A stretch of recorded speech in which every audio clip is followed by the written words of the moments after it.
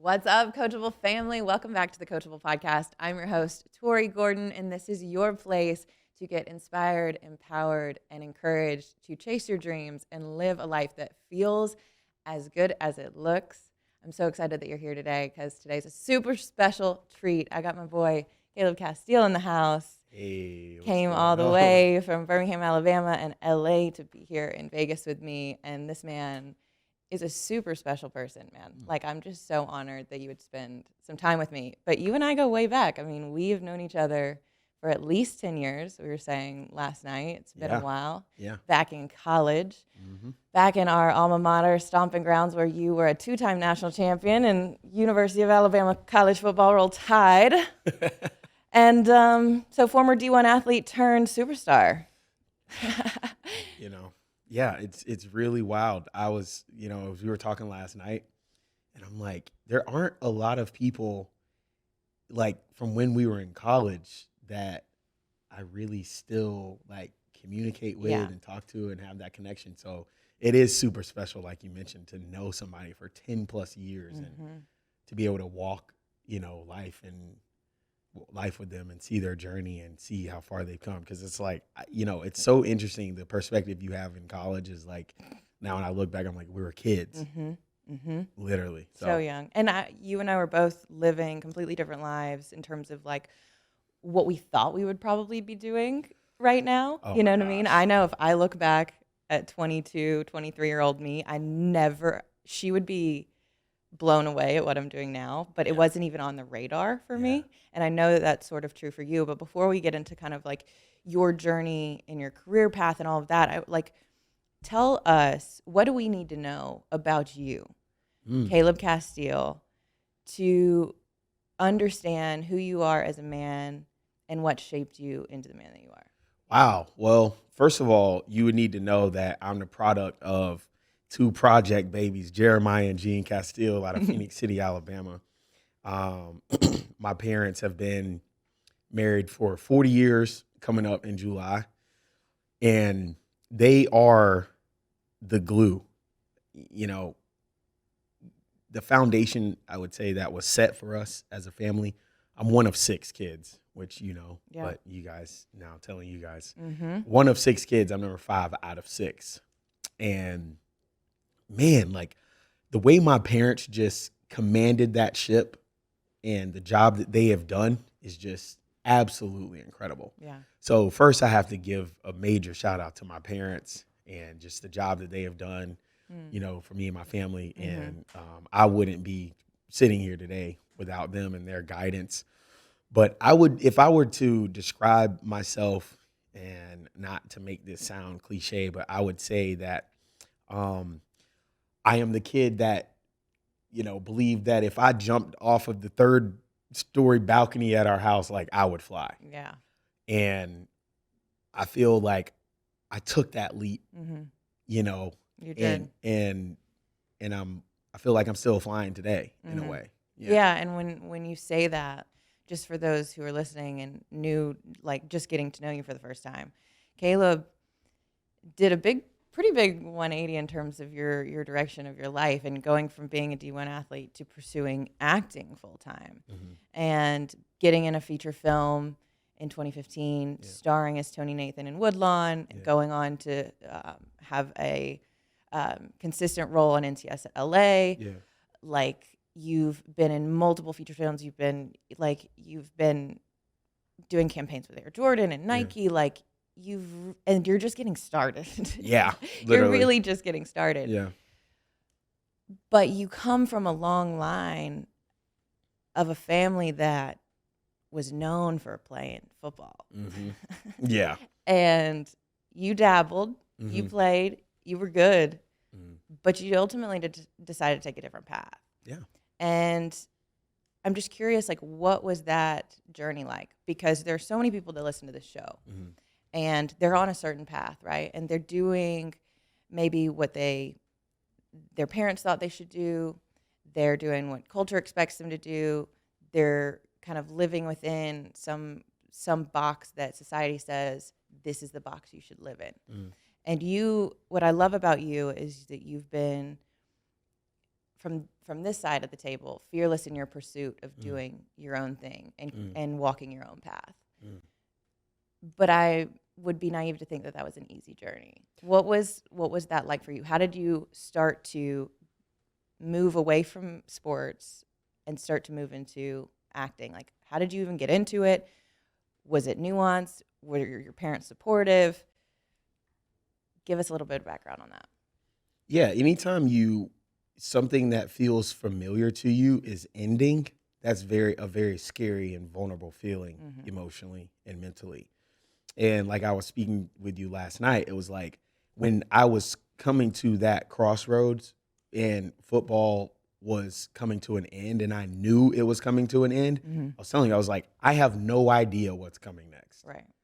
I just know that this thing that's been a part of my life and a part of my identity for so long doesn't really tie into the core fabric of who Caleb is, right? It's like, what was God's original intent for Caleb before, the world kind of tells you, like you said, the world, the culture, even your family members tells you what you should be or tries to place you inside of a box. Right. I think for me, it was well established what I would be growing up in my household. My dad was a professional football player, played at the University of Alabama.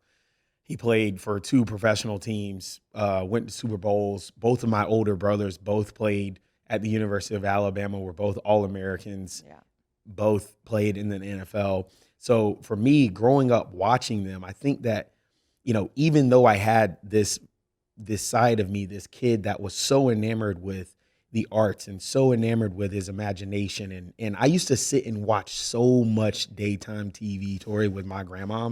Literally, I think I can name every single soap opera that has ever been produced if I were to sit here and think about it.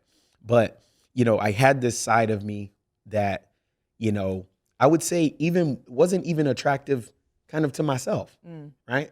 It's kind of like, one of the things that I would say where my shift was at an early age, because we talked about this, it starts young. I loved all those things.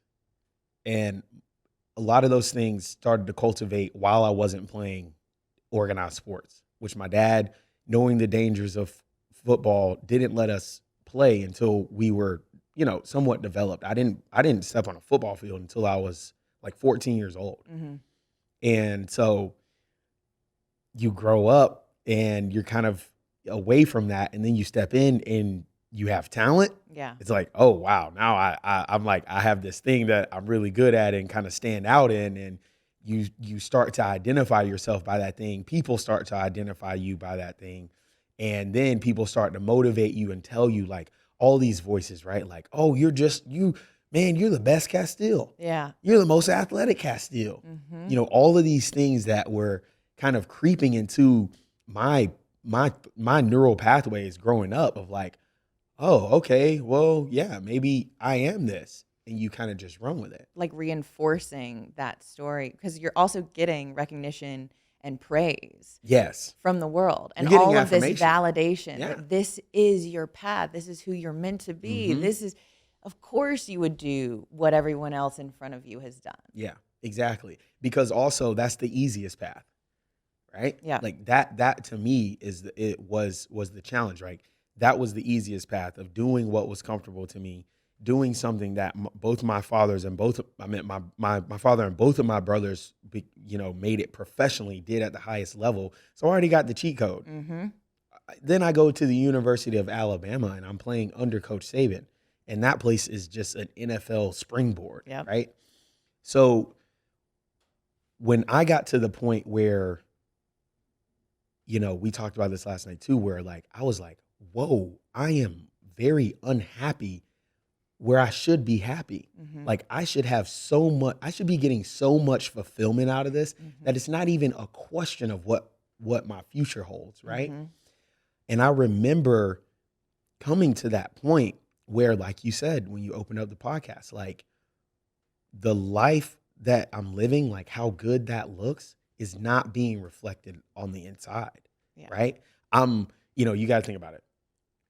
like I said, all those things about my family, and this isn't even a pat on my back; it's a pat on my dad's. But like the name that my dad built Has a reputation. Yeah, it has a reputation. Definitely. The name my dad built in the Alabama football community is like royalty. Yeah. So, all of that, all of that kind of pressure being built up, and with inside yourself saying, I got all of this going for me. I won 2 national championships. I was dating a beautiful girl. I got an amazing family. All of these things.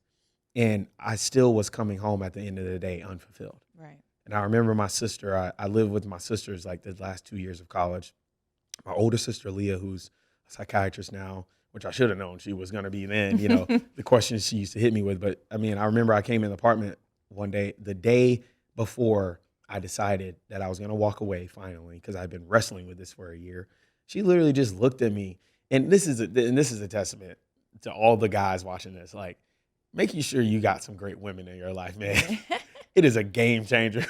It is a game changer, whether it's a sister, your mom, a friend, a girlfriend, whatever. So anyway, because they'll be honest with you. My sister looked at me dead in my eyes. She's in the kitchen doing something. And she looks up. She's like, you are not happy. And I'm so sick and tired of seeing you walk around this house every afternoon. You get back from spending all of this time, you're investing into this thing, and you are not fulfilled. Right. You need to figure that out. I'm like, well, dang, that's a large order. Yep. Okay, sis. Okay, all right. But that's when I started taking that journey. Yeah. I was like, okay, I literally gotta scrape away everything from this canvas that I think I am, and get down to like, okay, God, what did you have on this thing before I threw my own paint on, and then everybody else threw their paint on, and it's like, what are the bare bones of me? Right. And once I started on that journey, like I said, I didn't know where it was going to take me. I didn't know what the finished product is going to look like, and we're all still, works in progress, but it was a nice place to just start over, and also start over with a peace of mind. Yeah. Of saying, all right, I'm letting all of this go. This is very, very scary, but I'm just going to take the leap of faith. I'm just going to go. Yeah. And then guess what? God started bringing people in my life that were speaking like his truth about me. And all of these things, like I said, it goes back to that little boy. Those desires that I had as a little boy, sitting there dreaming about daytime television, sitting there watching with my grandma. People start calling those things out in me. Andy Irwin, who directed my first movie, is from my hometown. I remember I ran into him somewhere divinely. Yeah. And he's like, how you doing, man? Like, what's going on? I'm like, oh yeah, I stepped away from football, he's taken aback, like, really? He's like, and I'm like, yeah. He's like, well, what are you doing? I'm like, I don't know, man. I'm just trying to figure it out. Yeah. And that's okay too, to say, to just be trying to figure it out. Yeah. Man. Yeah. That's so much honesty even in that. For sure. I'm just trying to figure this thing out. For sure. And he's like, well, man, I know whatever you do, man, you're going to be great at it. You got a great family, da-da-da. And he was like, you ever thought about acting? I'm like, deep down inside of me, the little boy's like, yeah. I've been thinking about it. I've been thinking about this for a long time. And in my head, and I had this explosion of excitement and explosion of curiosity and explosion of so many questions I wanted to ask him in that moment. And it's funny because I was, when he asked me that, I was like, something I'm interested in, something I've been interested in. Play it cool. Play it cool. And he's like, well, me and my brother, we write and direct movies, and he's like, I got this movie coming up, about a year from now, and he was like, if you haven't kind of landed on anything, we should talk. And I said, well, I don't really know how to start. He's like, well, you need an agent and all these things. So that's kind of where that proactive journey started. Man, about discovering that as how to become an actor. I hear you tell that story about your sister and having that moment of awareness where it's been called out in you. And if you, like you said, if you're lucky enough to have somebody who loves you so much, that they'll call it out in you and say, hey, I see this is what you're like, whether you know it or not, this is what I'm experiencing from you. Like, this is what I'm picking up from you. And I just want to call that out because I know, first of all, you deserve to be so fulfilled and so happy. Yeah. And I want to see that for you. Yeah. Even if that means you got to go searching and seeking and finding what that means for you outside of how you've been pursuing that. Yeah. And when you tell that story, I think about this crossroads that people come to in life often, if they have the courage to be that honest with themselves, that maybe the life I'm living, the life I'm pursuing doesn't feel as good as it looks. Maybe I'm pursuing a dream that's someone else's dream for me, right? And why? Why am I doing that? Is it because I feel like I've got to live up to someone else's expectations? Is it because I don't trust myself to figure it out for myself? Yeah. That I'm so debilitated and like handicapped by this fear of the unknown. A lot of people are afraid of being left behind too. Being afraid of being judged. Yeah. What are people going to think of me? Yeah. If I'm not a ball player like every other Castille, what does that mean about me? Yeah.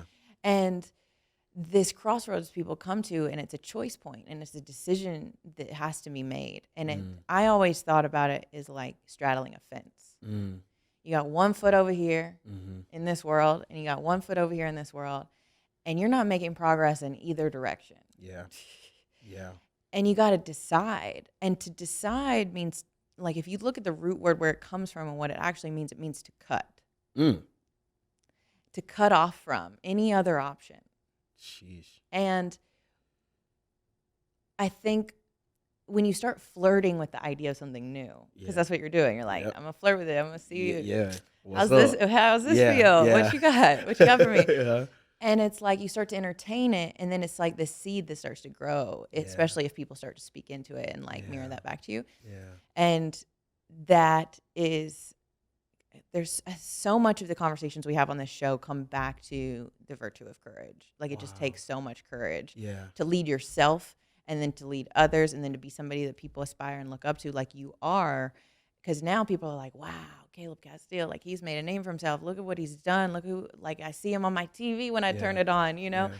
And they don't see the process behind what it takes to get there. Yeah. Right? So take us through that journey of getting your first feature film, because your first acting gig was you were the main character. Like, you were, it was like main character energy right off bat. What was that like? It was like no tiptoeing into the waters of acting. It's like you're the face of it. Yeah, it's what you just said, Tori. It's two things. It's courage and it's trust. I had to have courage, number one, to make the decision that, I'm going to fully pursue this. I'm going to get off the fence. I'm going to get off the fence and get in the game. Yeah. And for me, what that looked like very early on was not glamorous. I step away from football. You know, you lose respect with a majority of people that you've been around. People start talking bad about you. Even people that you thought, you know, really loved you and cared about you. And all of this going on when I'm 20, 21 years old. Yeah. Right. And, you know, that's a very, very sensitive time of life. You know, it's like the formidable years of like going from middle school to high school. And like that whole time, like everybody's trying to figure out what they're going to do after college. You're very, very easily impressionable then too. So, because you care about fitting in. Yeah, you do. Yeah, exactly. And you know, it's like what you said. It's like, man, God, if you're taking football out of my life, I hope it's something attractive. Hope you're not calling me to be a preacher in the backwoods, Alabama somewhere, you know, or something that, you know. But here's what I say about that for people who are watching that are spiritual. Like, man, God is so good. And anytime he blesses us, I always say this, he makes it sweet. It's never just like, here you go. You know what I mean? You know when somebody is asking you for something, hey, can I get a fry? Can I get a fry here? Yeah. You know, it's always like, no, here's your French fries. They're also hot. They got truffle on them. Yeah. And here's 45 different sauces, right? So for me, like when I left and I'm just kind of like, all right, I'm going to pursue this thing. So what that looked like practically for me every day. I'm in college. I need to finish college. I told my mom I need to finish college. So I needed like, I guess, I think I needed like 18 credits or whatever to finish. So I'm taking a full schedule of classes. I had an agent in Nashville that was getting me auditioned. So I'm doing all that school. I was working 2 jobs. I was working at a golf course and I was working at a gym. Mm-hmm. So in order for me to pursue this thing, I was having to get up and drive from Tuscaloosa like 3 a.m. sometimes to get to Nashville to go into an audition room for 5-10 minutes. Yeah. With the 90% chance that you're about to be told no. Right. Drive back, go to class all day, and then go to work. Mm-hmm. And then get up and probably do that 2-3 times a week. Right. I did that for I would say like almost like a semester and a half. So almost like 8 months or something. Mm-hmm. And I just remember being like, all right, whatever I took from football, I'm just going to apply to this. Yeah. I'm going to apply that discipline to this. And, you know, going back to what you were saying, like it's like, yeah, you're looking at a finished product now, but like when you're in the trenches of pursuing something, especially pursuing something new, like you have to find a lot of different ways to keep yourself, you know, encouraged and focused, right, on what you're doing. And one of those things for me, something practical, was I just started journaling very heavily.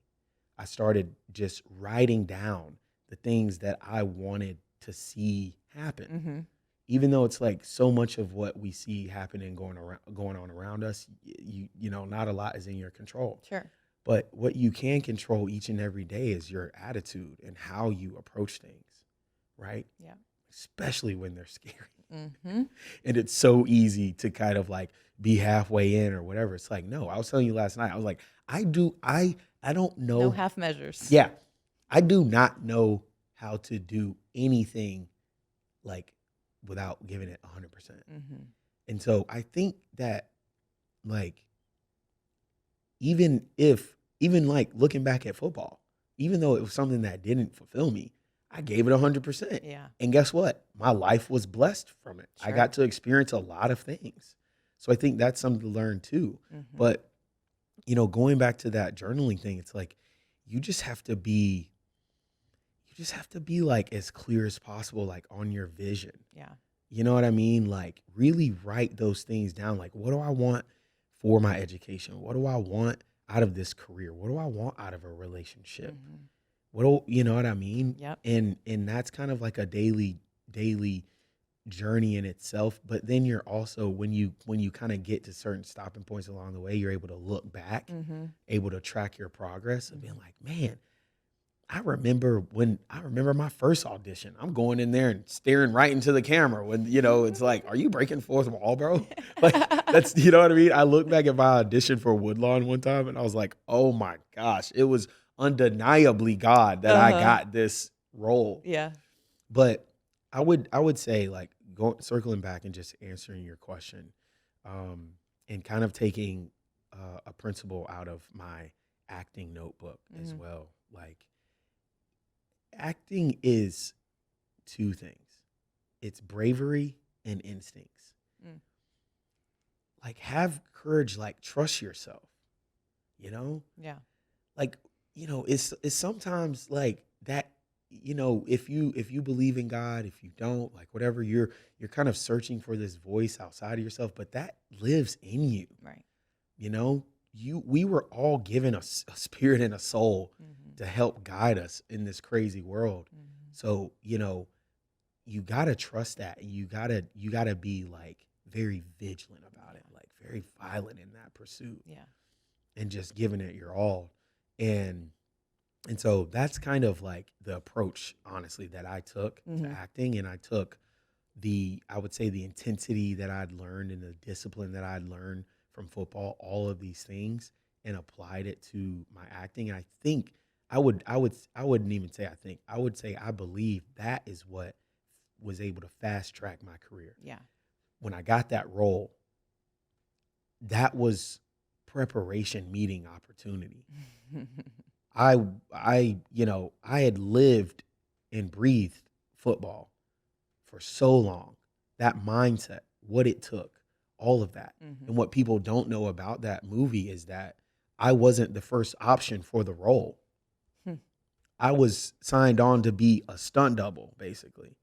I was signed on to be the guy that you were going to see juking and doing all of the football moves.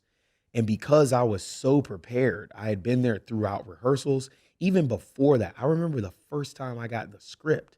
We want to talk about writing something down. Yeah. I wrote down on that script, Tori, the date, which I still remember to this day. It was August 23rd, 2014 when I got that script.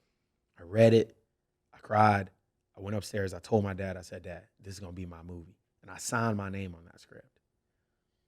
And I immediately started preparing for that, preparing for the unknown. Yeah. How do you do that?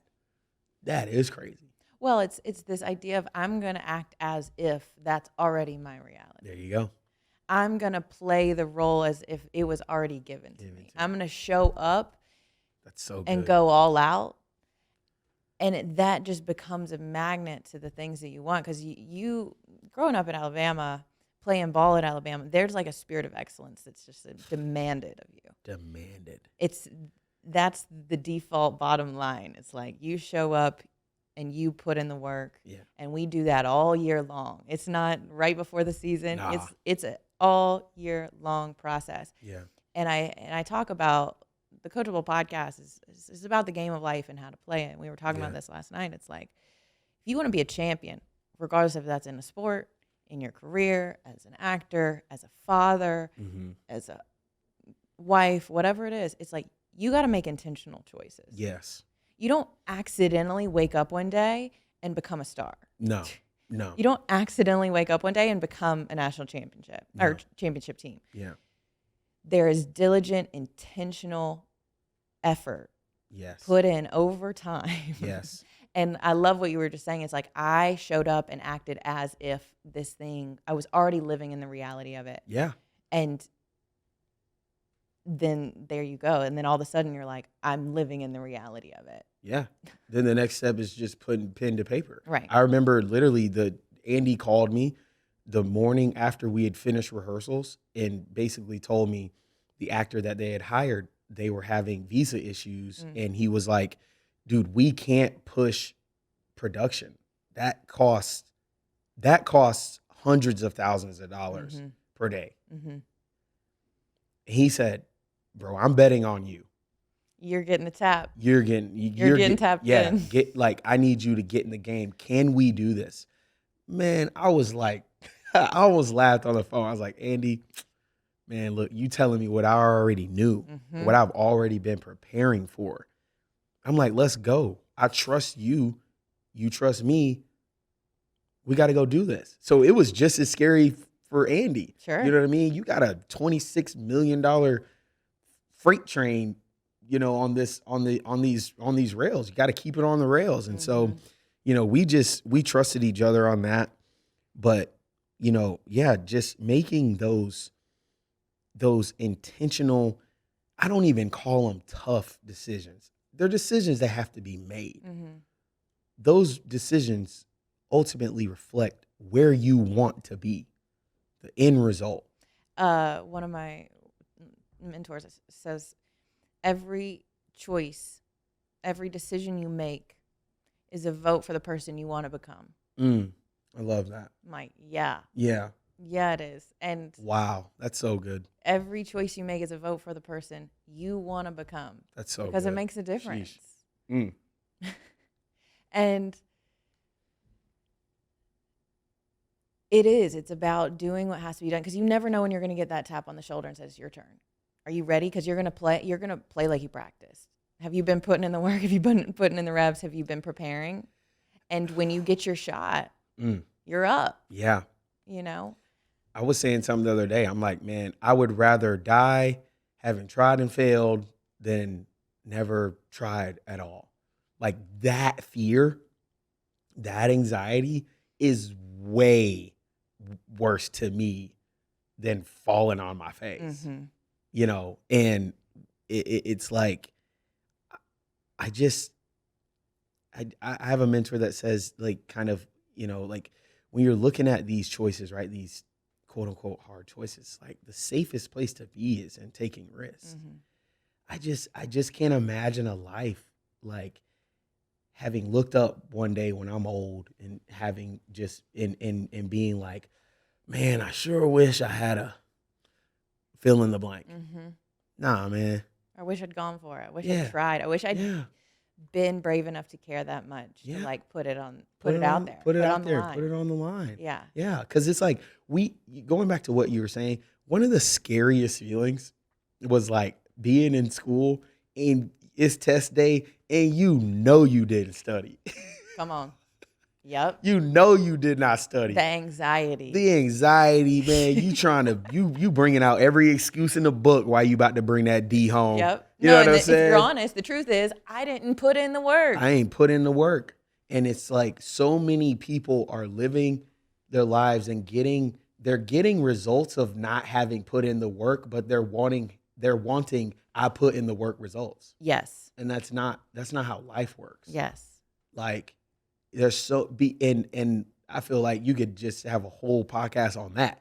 Yeah, don't expect to get champion level results if you're not willing to work like a champion. That's it. And that's what Coach Saban used to literally I tell people all the time, they're like, you played for Coach Saban. Like, yeah, I did. And we're like, what's he like? I'm like, that man will brainwash you.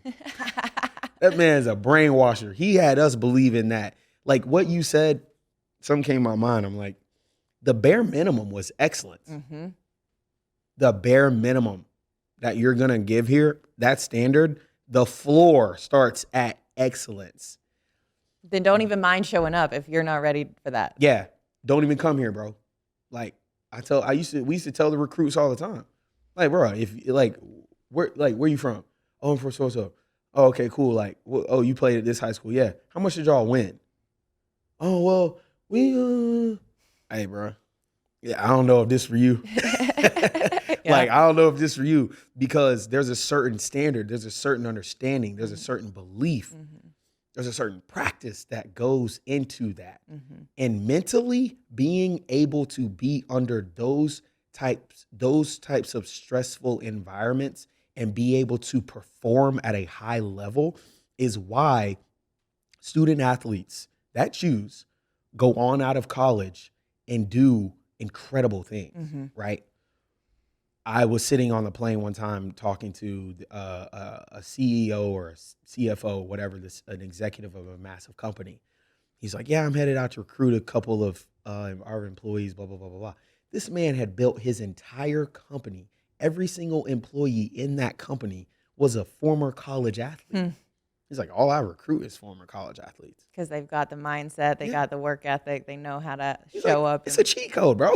That's so smart. He literally is like, why would I go and hire anybody? He's like, there's a level of training that this employee already comes equipped with. Well, it just goes to show why you were able in your first acting gig, first feature film, you're the star, step in that role because you know how to work under pressure. Yeah. You've been there before. Yeah. In a different capacity, but you're like, I know how to show up when the lights come on and people are like expecting. In the audition room like this, go. Yep. I tell people all the time, I'm like, we talk about auditioning. I'm like, bro, like auditioning feels like walking into a room just butt naked and having everybody in there just like nitpicking every single thing about you. Yeah. Right?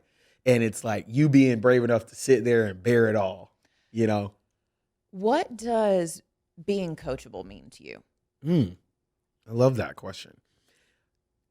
That ties into, oh my gosh, I love that. That ties in exactly to this career that I'm in every day. Being coachable is what is one of the main components of what gave me early success. Like Andy saw a kid that could listen and take direction. Mm-hmm.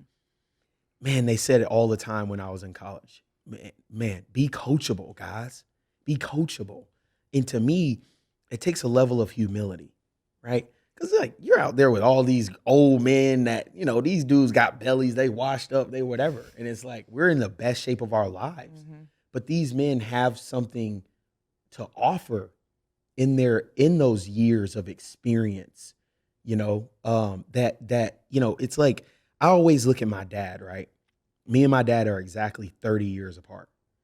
He's a cheat code for me. Mm-hmm. I'm like, Dad, what are you doing every day to where when I wake up at 60, I'm going to look like that. I'm going to have a wife like that, a marriage like that, children like that, ministry like that, whatever it is. Mm-hmm. So for me, I would say being coachable it goes hand in hand with just being humble. Mm-hmm. Being the humility is the cheat code to life. Humility is the cheat code to life. Being able to humble yourself in situations where technically you wouldn't have to be, mm-hmm. right? It wouldn't call for it. When I found out I didn't get the lead role initially, my agent calls me, he says, hey man, there's like an open tryout for like guys they want to just fill in on the team. Like they want some some guys that have played football mm-hmm. to come and be in the movie, right? And like, I knew what that meant. Yeah. It's a cattle call. It's like you go out there, you got all these washed up high school guys. I'm fresh out of Alabama. Yeah. I went out there, I still ran a 4.3. I ran a 4.3. Our director of like photography, like our cinematic director of photography, he was the one, him and our action director were the ones. When I went out there, when I humbled myself, mm-hmm. I said, I'm gonna take this moment, humble mm-hmm. myself, be coachable. Cause I'm stepping in an industry I don't know anything about. Right. So I'm like, yeah, any opportunity that I can learn, I'm gonna go take that opportunity. So I go out there, and I'm like, I'm in the best shape of my life then. I ran a 4.3 still, right? And the Mark Ellis, who was director of like doing all the football stuff, mm-hmm. behind the scenes, he goes to director. He's like, hey, yo, like, I don't know who y'all have hired to play this role, but there's a kid out there that just ran a 4.340 and nobody else was even close to that. Like, so it was funny because I remember that day, the only person that was out there was like Mark and some of his assistants. Mm-hmm. And then slowly, like, the director of photography shows up, Chris Kimlin. Andy shows up. Like, one of the financiers shows up. Mm-hmm. Behind closed doors, conversations are being had about mm-hmm. me. But if I didn't have that moment to be coachable, mm-hmm. to say to myself, okay, all right, I'm gonna go out here because there's something that I can learn here. Totally. And that's what I did. And that's what that is what put me in the right place at the right time. Yep. It's being willing to say, I don't know it all. Mm-hmm. And I'm willing to learn from you, and I'm willing to be open and available and curious to what I can learn here. I always say, if I'm the smartest person in the room, I'm in the wrong room. Yeah. Because I can't learn anything from you. Yeah. So like continue to put yourself in situations where you're like, because I can be proud and I can be like, look where I come from and da-da-da-da-da. And what can you teach me? And I'm the best out here. But it's like, it's not about that. It's like going out and showing up. Yeah. And saying, I'm willing to learn how to do something better. Even if I do it great already. Yeah. I'm willing to sharpen the craft. Yeah. And like you said, it's like, that's the thing that puts you in positions that you might not have ever been in. Yeah. I mean, yeah. So important. I love being able to be in rooms where I got to shut my mouth. I mean, because you've worked with some really amazing actors. Like we were just talking about NCIS, Oscar winners, Emmy winners, like LL Cool J. Yeah. On NCIS, you guys did 4 seasons together. How long? Yeah. I mean, he was on the show for 14 years, but like I want to talk about one of the most humble guys ever, the most coachable guy ever that is been a superstar. He's 52. He's been a superstar since he was 18. Mm-hmm. And he still walks in every single room. This blows my mind. This man comes to work every single day, ready and willing and excited to learn. And of course, everybody in the room knows that this man has the most experience in life, in finances, and family, and all of these things he has to offer. This man will literally sit down with you, and you're on the other side of the conversation. You're saying something, and you can tell he is so locked in. Mm-hmm. He's hungry for, man, say something that I can take from this and carry in my life. Mm-hmm. You know what I mean? I don't care. I'm 52 years old. I'm a however many Grammy winner. I'm a multimillionaire. I've done all these things, right? All this, no. And that's what has kept him relevant, successful, respected, honored in his space. Yeah. That's how he carries himself. Well, and if anybody has a reason to have a big head, it's him. Oh, right? yeah. And he got a big head. Well, my dog got a big head. Big bald self. What up, Todd? But that's the thing. And I love what you said. He's so locked in conversation. It's this idea of being more interested than interesting. Yes. It's literally, you know what I love? Do you watch Ted Lasso? Yeah. Yeah. You know, I love that clip where Coach is sitting there talking and Ralph Waldo Emerson, whoever the author he was quoting mm-hmm. within the scene, and he was saying, like, don't be judgmental, be curious. Mm-hmm. That is it. Yeah. It's like I've tried so much, like ever since I heard those lines spoken in that scene, I was like, that's it. Mm-hmm. Like, it's not, oh my, like, you know, as soon as someone does something you don't like, right? It's like you dismiss them or whatever. It's like, no, let's sit down and like, I want to be curious. Like, why are you like that? Mm-hmm. Why? And then also tell me more. Yeah, tell me more. But also even that applies to yourself. Why was I offended by that? Mm-hmm. What was it about what they did? Like, I need to be curious with myself because we can judge ourselves, even in that same token. Totally. You know? So. Totally. Yeah. How have you balanced relationships going through your career, moving, getting into acting, all of these things? Like, what role? Because I see it as like, who's on your team, you know, in the game? You got people, you got family, you got people like Brandon here in the studio. Yeah. You got some really dope, good friends you've been close with. I know you still stay close with, but even on the romantic side of things, like, how has that been navigating relationships and in this kind of industry? And what have you learned as you've kind of started to see, are people really out here for me? Are they really out here because I'm famous and people know me? Yeah. How do you balance that? It's tough, honestly. It's tough because there is that initial fear of like, why are you interested in me? Do you like me for me? Do you like me for me? Or do you like what I represent? Do you like the idea? Do you like the potential of what I could be? There's so many questions that kind of pop into my head around that. I'm not a serial dater. Mm-hmm. I have to be like, it has to be something very, very attractive to me. And when I say that, it's not just physical attraction. Like, like I have to see real substance. And it's funny, like I would say two of the people that I've dated like recently in the past couple years, like I remember I was talking to this one girl and she was like, I was like, oh yeah, like I'm getting ready for this red carpet event. And she was like, what's a red carpet? And I was like, I love you. Like, you're not like, oh, I need to go get my dress and what you gonna buy me and what we gonna what da da da da da. Right? She was like, what's that? And I was like, oh my gosh, I love that. But it's like this purity of like being, you know, going on a journey of falling in love with just who someone is and not what they do. Mm-hmm. I can't stand when the first question is, what do you do? Mm-hmm. Okay, like either like, listen, girl. Okay, during the Instagram era, I know we before we got to this coffee or this dinner date, you knew what I did, Right. right? Yeah. And so I would say that I just desire a very genuine connection, Sure. and I have found that, even in LA, Mm-hmm.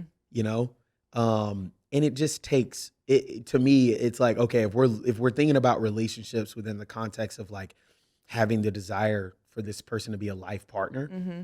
that's not a light decision. Not at all. So I look at it as that, because I want that relationship to be great, because that relationship has the potential, to leave my legacy in the world. Mm-hmm. And so, the woman that I pursue, I would say first it starts with me. Mm-hmm. How am I carrying myself? Mm-hmm.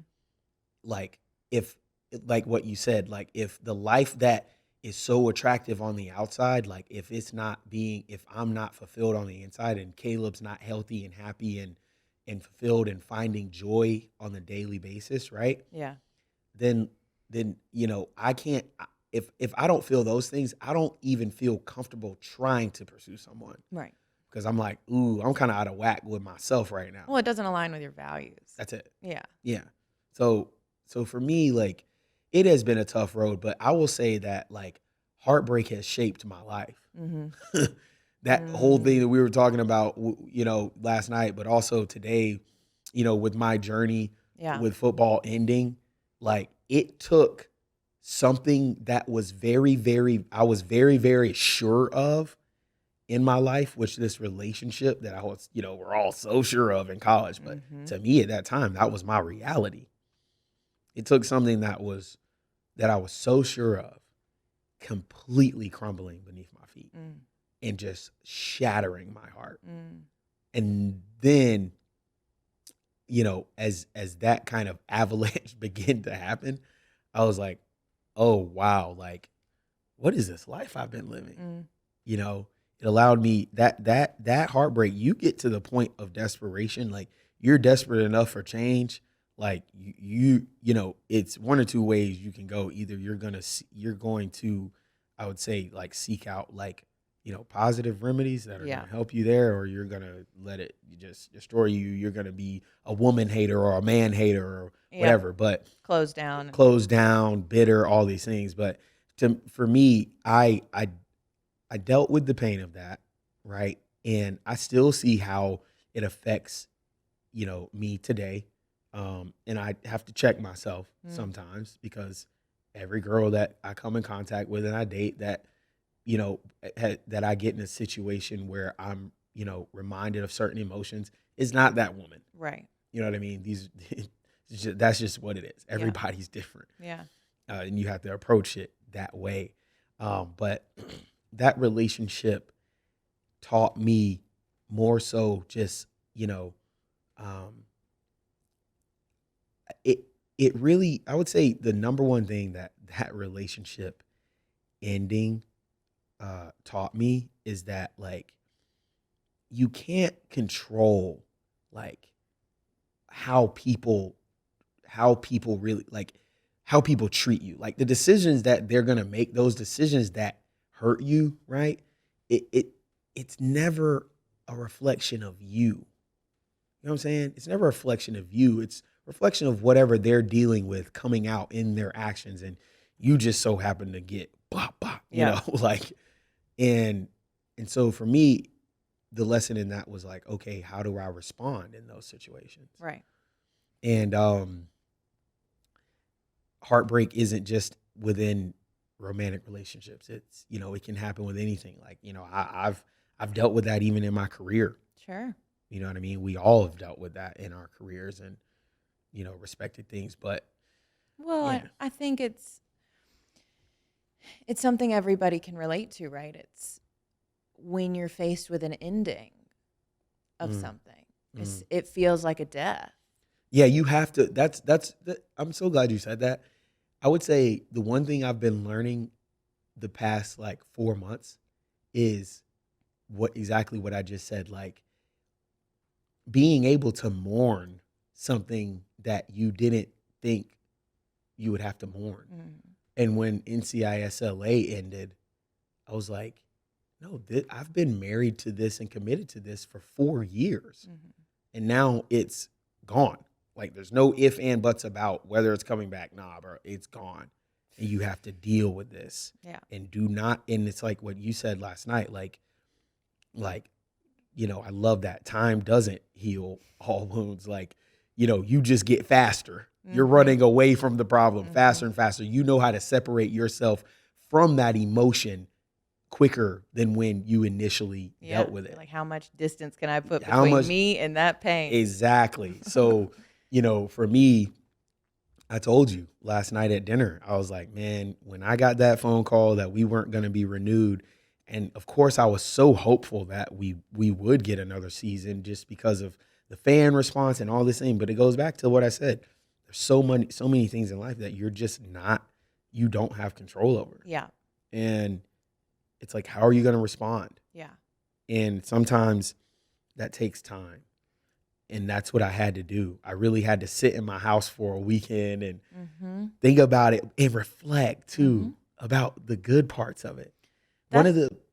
That's what you do, whether it's a breakup with an ex or your show ending or whatever. Or losing it's like, a job there's or these whatever. periods of time where it's like, man, I'm so attached to this thing. And then now it's gone. Yeah. And there's a process of then you letting go of your idea of what you thought it was going to be. Yeah. One of the most beautiful things, Tori, about that relationship that ended, when I was sitting, journaling and praying and doing all of these things where I was just trying to allow God to just heal my heart and let me walk through that. One day I was journaling and I just had this thought pop into my head that changed my whole perspective. And I was like, I know what it feels like to be in love. I was like, oh my gosh, I got to be in love. Like, there are people that are going to live and die never having felt that. Yeah. Never having experienced what that joy feels like, you know, in any capacity, whether it's from a parent, a sibling, a romantic situation.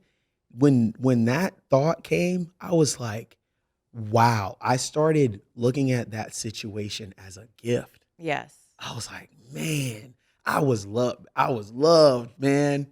It was awesome. I was loved. I got to love. And even though I didn't get the end result that I wanted, I was like, man, it changed everything.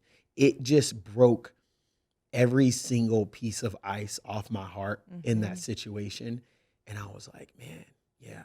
And now I know what it feels like. That's such an amazing shift in perspective. Yeah. I mean, that will, and ultimately it's liberating and it's freeing when you can come to see something so drastically different from why did this happen to happen? It shouldn't have been this way. They shouldn't have treated me like that. And you miss out on the whole gift of being able to say, man, but thank you for this time. Thank you for this experience. Thank you that now I have context. I have a reference point for what it feels like to love and to be loved. And it's only going to get better from here. That's it. It's like we've been teachers for each other, whether it's, a romantic partner or something else. You're like, can I look back on it with so much respect and admiration and appreciation for the season that it was? Yeah. And take the lessons that it taught me, make adjustments in the future. And it's like, it was what it should have been in that way, because it's like what happened, and it couldn't have happened any other way because it didn't. Yep. It didn't. It didn't. If it was supposed to, it would have. Yeah. And so you're lying to yourself, trying to entertain any other thought than what happened. But I think it's important to let people know it's necessary to go through those steps, right? Of experiencing the loss, grieving the loss, letting go of that attachment, letting go of the idea of what you thought it was going to be, and creating space so that you can see the situation differently and from a different point of view and perspective, and have this vantage point of like, oh, it wasn't a failure. Yeah. Just because it ended doesn't mean it's a failure. So many people think because a relationship ends, it was a failure. Failure. Yeah. Yeah. That right there, I think, is one of the main things that causes hindrance and delay in people's like pursuits of romantic relationships, right? They look at it as like, okay, if you've had whatever, your last 4 relationships didn't work out, like, does that mean you're gonna quit going after this thing that you desire? No. And it's going back to your point, like what you said at dinner last night. It's like you gotta find the holy in the shit. You know? That's right. I love that. You know, and I stand by I just stand by this one verse in the Bible, Romans 8:28. It talks about, God, finding the good. He works all good He works things, all things together for the good of those who love him. He works all things for the good, right? And for me, that's just such a simple and powerful reminder. Yeah. Especially when it ain't feeling good. Yeah, because it's like, I love that verse because it's a reminder that nothing's wasted. Yeah, nothing is. No experience. Yeah. No pain, no heartbreak. It's not wasted on you. No. We are a collection of all of our past experiences. That's it. You and I wouldn't be sitting here having this conversation if we hadn't gone through the things that we've gone through. Of course. Period. Yeah. And so I was telling this last week on the show, I was like, in that sense, then the pain is perfect because it was exactly what it needed to be. That's so good. And it's not wrong. We think that pain is wrong and bad, and how do we it's not the enemy. Pain is not the enemy. Finding that purpose in the pain. Not learning the lesson that pain came to teach you is the enemy. Ooh. Oh, man. Yeah, you cooking. You cooking with that one. Because I'm telling you right now, like, pain once should be enough. But pain twice, it's like, golly. The same pain? The same pain. It's like, man, Well, it's like in a game. We understand this when you have an injury on the field, right? Yeah. You go to rehab. Yeah. You work that out. You give it time to rest. You give it time. You massage it. You work on it. You give it time to come back, rehabilitate before you go out and try to run a 4.3 again. Yeah. And then, but we don't do that with emotional wounds. When we're hurt, when our heart's aching, we don't give ourselves time. We're like, oh, just get back out there. Just like, get over it. We'll just tell people, just like, get over it, Yeah. But it's like, sometimes we need to go through that process too. And of kind of rehabbing and reflecting and seeing, because the pain, when you break something, when you injure something, it's like, hey, this is information. Something's wrong. Yes. Something's It is wrong, a and we need to assess what's going on. Yes. And the same is in our lives. It's like, if there's some pain, it's like, start there. Start to pay attention to what that is. Yes. And where that's coming from. Yes. And it's not this enemy, it's a teacher. It's something that's trying to show you something about your life. Yeah. Yeah. And your direction. I know faith is a big part of your life. Yeah. We talk a lot about, we had dinner. We keep referencing dinner last night. We had a long conversation. When we get together, we could just talk. Yeah.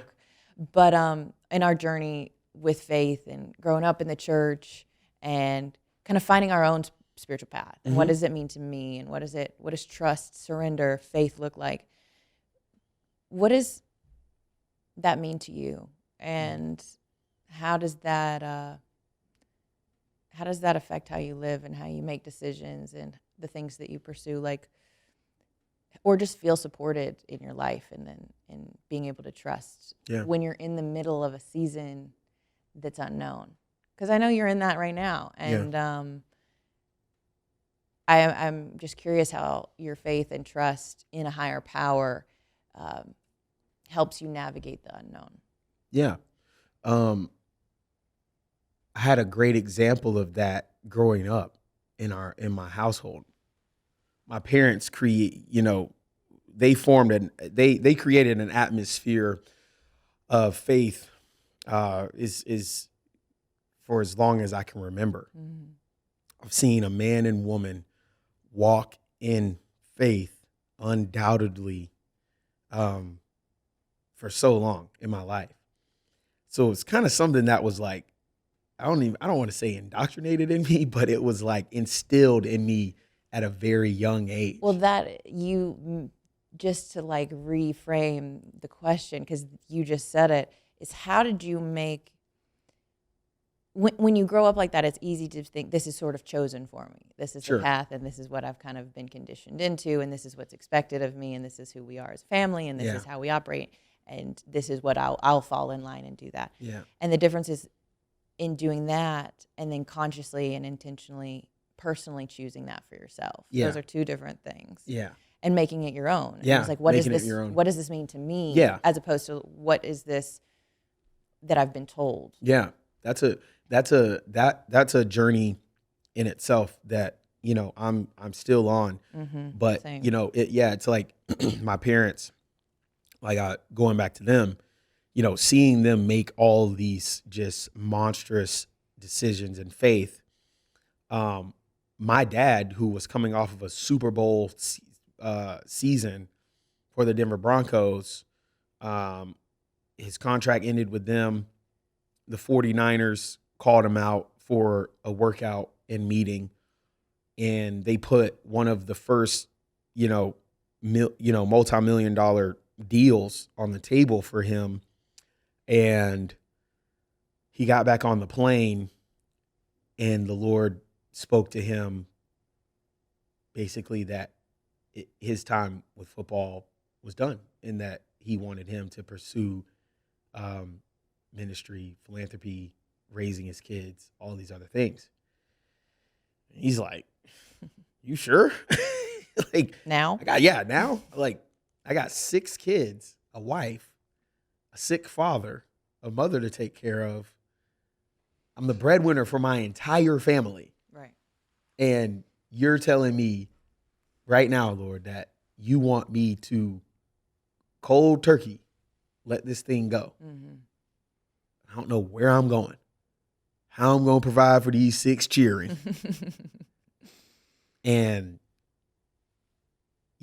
my dad did that, like, and did it with so much energy, courage, and enthusiasm. And it shaped who my family is today. I had so much time with my dad growing up. Mm. That decision that he made, that leap of faith that he made, is what allowed him as a father to sow into the lives of his boys and his girls, and into his marriage, and into other people. God took him on this beautiful journey in himself. So for me, when I look at faith in the journey that I'm on, like, I have a concrete example of this in my life. And I'm not talking about just the Bible. Like, I'm talking about like living, breathing. I've lived with this man and I've seen him in the trenches. Mm-hmm. Like, hey, yo, we don't know how we going to take care of this. We don't know how we going to do that. And Dad's like, God's going to provide for us. Mm. God's going to provide for us. Mm-hmm. He always says this thing. He's like, man, it's always provision in the promise. Mm-hmm. It's always provision in the promise. So that's kind of how, when I stepped away from football, something that was familiar to me, kind of in that same token. Like, right. I didn't have millions of dollars on the table, but I could have pursued going to the NFL, or I could have done, I could have taken, the connections that my parents had. Even before I graduated, I had people offering me jobs, come here, work for my company, make $150,000 and live great and whatever, but God was calling me out on the water. Yeah. And so my own faith journey, though, like, I have had, like, God has put me in certain circumstances and position me in those circumstances to make decisions of faith to trust him. Right. And I'm telling y'all right now, God's track record in my life, undisputed. 10 out of 10. 10 out of 10 would recommend. I'm not even kidding. Like, even the fact that we're just sitting here today is product of those decisions to trust him, and then him always coming through.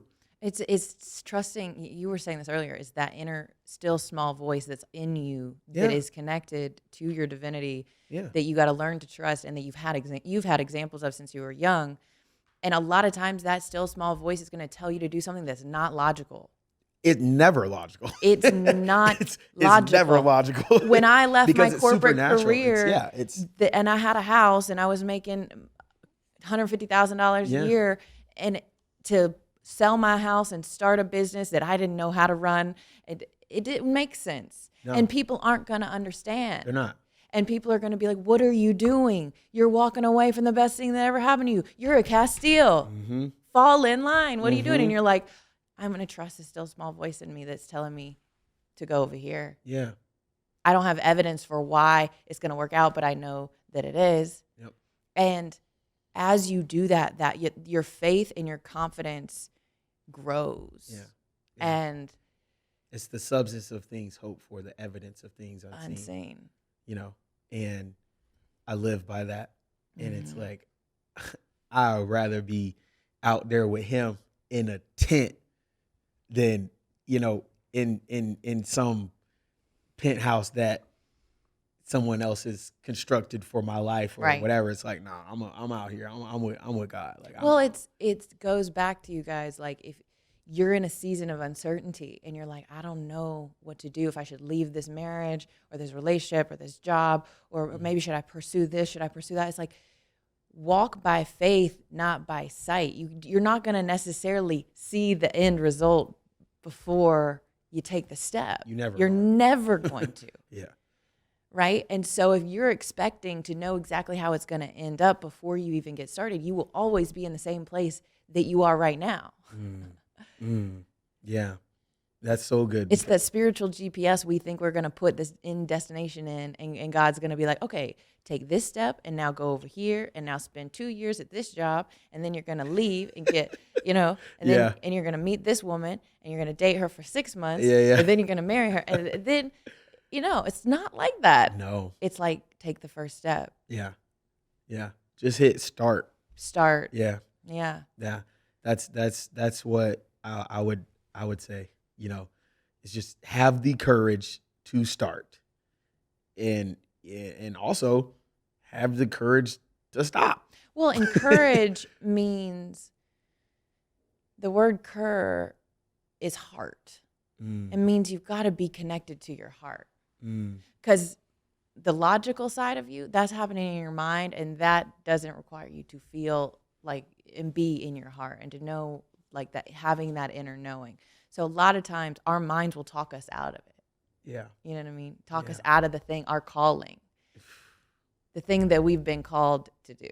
And there are a lot of people that have listened to the show and they're like, I know the way I'm spending my time, my energy, and my attention are not in alignment with what I know I'm called to do. And I think the reason why I love this show so much is these conversations give people the courage to step out on the water. Yes. In faith, because you and I are byproducts of what can happen and how good things can get if you have and allow yourself to lean into some faith. Yeah.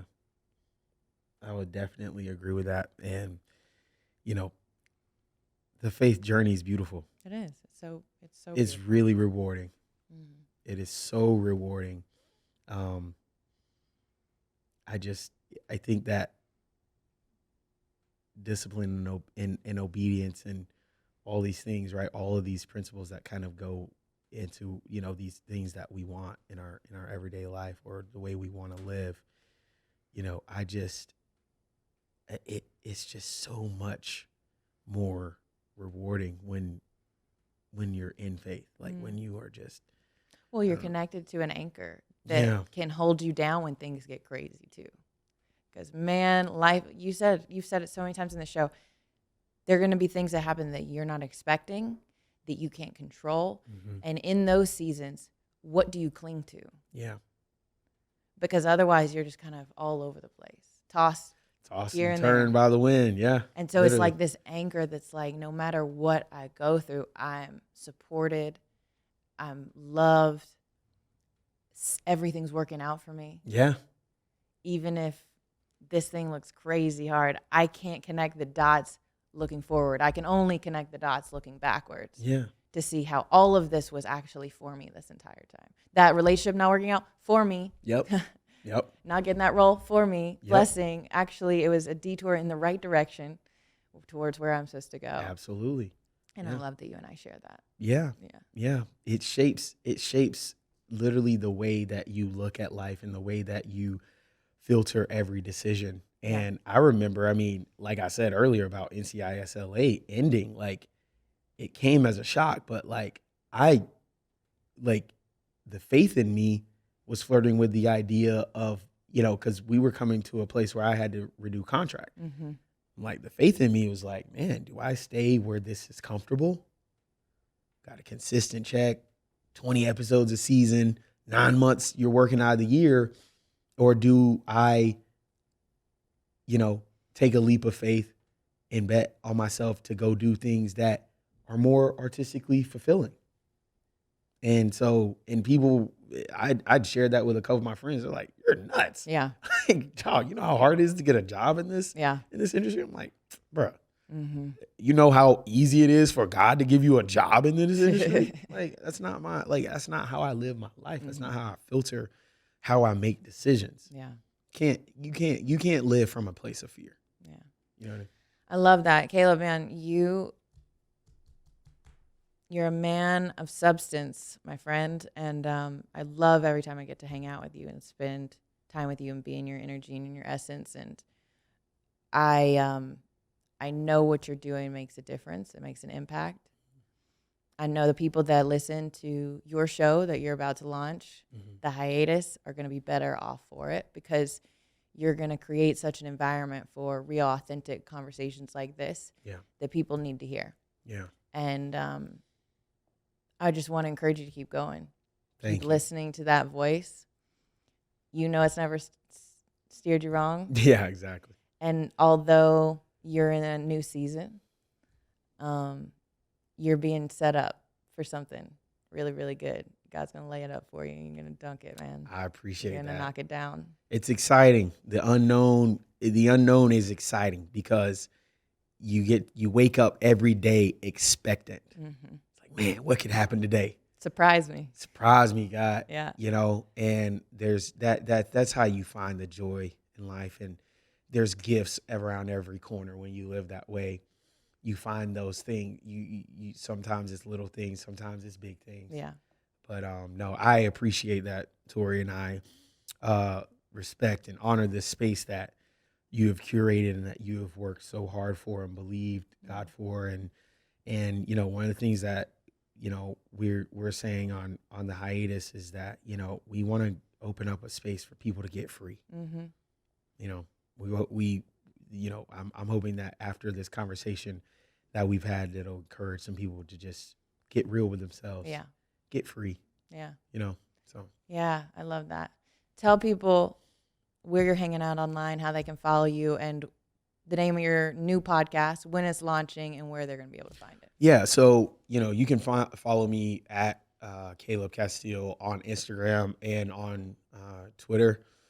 Those are the two main spaces. The Hiatus podcast that I'm launching premieres on May 31st. It's a Wednesday. We are super excited about it. Like Tori said, we're just inviting you to come hang. Yeah. Have some conversations. Bring your most vulnerable self. Yeah. Don't be scared. Don't be scared. You know what I'm saying? Come on. Yeah. It's going to be good. I'm definitely going to be spending some time over there. I love you, man. I'm so glad anytime you're in Vegas, you got to come stop by. Absolutely. And I know those of you listening that I just trust and know this was of value to you, and that you're going to have something to take away and not just listen to, but implement. Use this. Don't let it just go in one ear and out the other. Apply what you hear and turn it into wisdom, and just keep putting one foot in front of the other. Trust that you are supported, you're loved, you're guided. Switch that mentality from I'm lost, I'm figuring it out, I don't know where I'm going, to I'm guided, because you are.